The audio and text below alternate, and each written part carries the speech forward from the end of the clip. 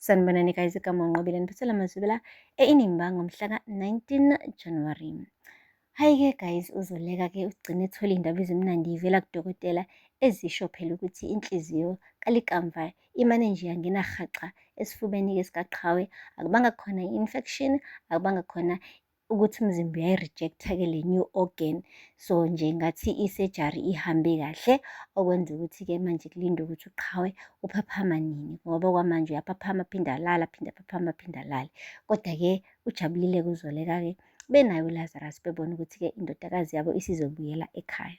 Hhayi-ke bahambile bayombona-ke futhi nakhona esibhedlela, wathi uzama ukukhuluma, wathi uZoleka cha, ungaqali ukhulume manje, phumula, resta girl, siyajabula ukukubona ukuthi-ke usungcono. Nangampela-ke ugirl waresta, uresta nje akazi ukuthi la esifubeni sakhe sekukhona-ke inhliziyo kamfowabo uLikamva. Guys, kunzima. Ngale kaMabandla kumuncu guys. Ufikile-ke wonke umndeni-ke usubuye ukufihla uLikamva, kodwa-ke singathi noma bonke bedangele, ayi uThumeka udangele worse. Bambuzile-ke ukuthi kukhona nakudingayo, into ayishilo ukuthi angidingi lutho kumuntu, ngicela nonke nihambe, anginidingi lana, ngisacela nje ukuyocambalala, hambani emzini wami ngi-right. Wabuza-ke uNtsika ukuthi-ke sikufonele yini, wathi cha, ngithe angeke nginifonele nani ningangifoneli, angidingi lutho kunina, hambani. Yo, wabona-ke guys ukuthi uhlathi kumele angenelele njengomyeni wakhe phela, wabacela ngesihle ukuthi bahambe uzomnakekela-ke uThumeka. uThumeka-ke guys uhambile wolala embhedeni, bekadele-ke egqolozela udonga, angafuni ukukhulumisa muntu, angafuni ngisho ukwenzelwa ukudla. Fikile-ke guys uhlathi wazama ukukhuluma naye, embuza ukuthi uyanga unjani, ukhathele yini, ezama phela ukubona ukuthi ngabe usayinakekela yini le enye ingane anayo naye phela uhlathi, ngoba phela uLikamva akusiyona ingane yabo bodwa, khona noYanga, kodwa kubonakala sengathi-ke uYanga ukhala yedwa, uziduduza yedwa. Abazali abanaso ngisho isikhathi sokuthi bamuze ukuthi yena uzizwa kanjani ngokulahlekelwa uLikamva, ngoba nabo basabhizi banesa amanxeba abo ngokwabo. Guys, akupheli-ke lapho. Kuthe nje sekuyisikhathi sokuthi kudliwe ukudla kwakusihlwa, hhayi kwade kwetafuleni umndeni wonke wahlangana. Hhayi kuthe sekuqaliwa-ke manje ukudliwa, kwafika noYanga, uYanga wahlala phansi wabona iplate lakhe, bangakasiphakamisi ngisho esisodwa isipuni kwaqhamuka uThumeka. uThumeka-ke guys bekade enqabile ukuthi adle ukudla, yingakho bengamphakelanga-ke, kodwa bewukuqhamuka-ke bathi, hawu ukhona kanti Thumeka, singakuphakela yini iplate lakho nawe? Uthe nje hhayi, liphi iplate lake Likamva? Kwathi silence endlini. Wonke umuntu manje wayibuza, wayephendula ukuthi eze phakelwe manje uLikamva uzodlaphi vele, kanjani futhi.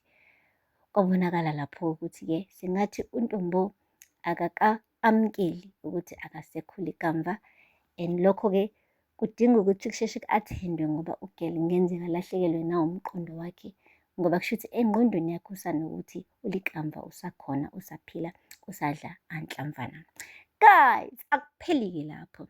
Le Kozondo umaka Lwandle usabhizi ngokuthi indodana yakhe kumele ifihlwe, kungashiwo ukuthi iyona eyabamngale ya-accident eyathatha-ke umphefumulo kaLikamva, yenza-ke noZethu-ke alimale kabuhlungu kanjeya. Okay, so uyabuza-ke ubaba wekhaya uSidney ukuthi kungani vele ayinqanda ingane ukuthi ikhulume iqiniso, ngoba phela uma ekhuluma iqiniso uLwandle-ke bawenza into efanele. Wamane waphendula ukudla epletini. Umaka Lwandle wathi yeyi, ungangitsheli wena ngeqiniso. Mekuthiwa kumele kukhulunywe amaqiniso la, umuntu oqala kumele akhonfese uwena. Wena zingaki izinto ey'nkulu usuzenzile la ezidinga ukuba ukhonfese kodwa wathula. Wena wasabhuthaja uZoleka wena. Waqede lapho wenza sure ukuthi ikhusela tag yahudululeleka phansi. Kwathi mekubuza ukuthi ubani lo ocekela phansi ikhusela tag, wangafuni ukuthi kuvele ukuthi uwena. uLwandle uyena oweloke njalo ekumboza, enza sure ukuthi uyakukhava, kodwa wena namhlanje uthi akahambe uyoyinikela emaphoyiseni. Uma ufuna ukuthi ulwandle ayonikela emaphoyiseni, mina ngiqale ngawo. Enza i-example ezinhloko lekhaya, ngikudrayive ngikuyise laphaya eKhoselatech, ukuyosho ukuthi uwena owacekela phansi i-Capital Bank. Waphinde futhi wafika laphaya wasebenzisana no-Lilian ukuze phela kugcine sekwenzeka lesi sitanti sigcine senzeka recently sokuthi iKhoselatech kube khona i-leakage ye-information yebhizinisi lakhona. Asihambe sobabili, ufike laphaya uzicebe uqede uthinya. Then-ke sesingahamba-ke siyoceba ulwandle ukuthi uyena lo obangela i-accident le elimaze ulikamva beno zethu. uSydney wabona ukuthi no man, ngcono khona uvala umlomo, angabe esakhomenta ngale nto leyo ukuthi ulwandle ayicebeni noma cha, ngoba nawe uyayibona ukuthi unamanyundululu akhe amaningi kabe awafihlile angafuni ukuthi avele. Guys, kunzima. Akupheli-ke lapho. Naye-ke ulwandle ubuyelile laphaya eKhoselatech njengoba phela esegxoshiwe uLinda. Manje-ke inkinga isekuthenini ukubuya kwakhe kwenza ukuthi-ke ahlale esovalweni ngoba khona uma wethu laphaya. Uma wethu-ke guys, uyile nhlobo eloke njalo nje iloku ikuhlokoloza bese iyakulinda futhi uthi ukukhohlwa kancane iphinde ikuhlokoloze. Uphinde usathi uyajwayela, usathi uyaphapha iphinde ikukhumbuze ukuthi hey wena, ngazi something ngawe. So namhlanje kumtshelile ukuthi lalela, hamba wena uyoyiceba laphaya kamabandla. Umndeni wabantu awunayo i-closure ngenxa yakho. Hamba uyoyiceba. Yabona futhi manje angisakuncengi. Mawukuthi awuyicebi, mina nje ngizokunikeza nje up until uFriday. Up until uFriday. Mekwashawa uFriday ungavazi uzosho ukuthi wena owadala leya accident. Ngizokusholo mina. Imagine guys. Manje I'm fearing for impilo kamawethu at this point, judging from indlela uMakalwandle amfayithela ngayo ulwandle ukuthi le ndaba ingaphumi.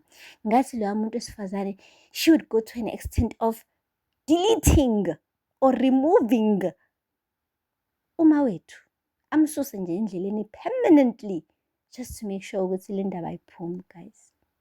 Sibhekene nenkinga because loya muntu uyawazi nanomthetho phela, uyiloya.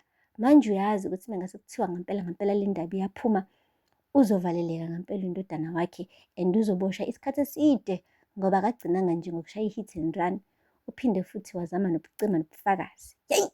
Guys, kumanyundululo, kumapeketwane.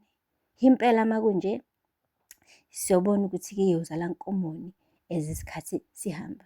Aphela lapho-ke guys amazubela anamhlanje. Ningakhohlwa ukusubscribe, ni-like, ni-comment.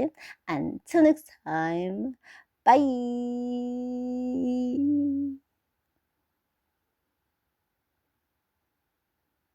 Sanibonani guys, igama uNqobile niphethela amazubela eInimba ngomhla ka-19 January. Hayi-ke guys,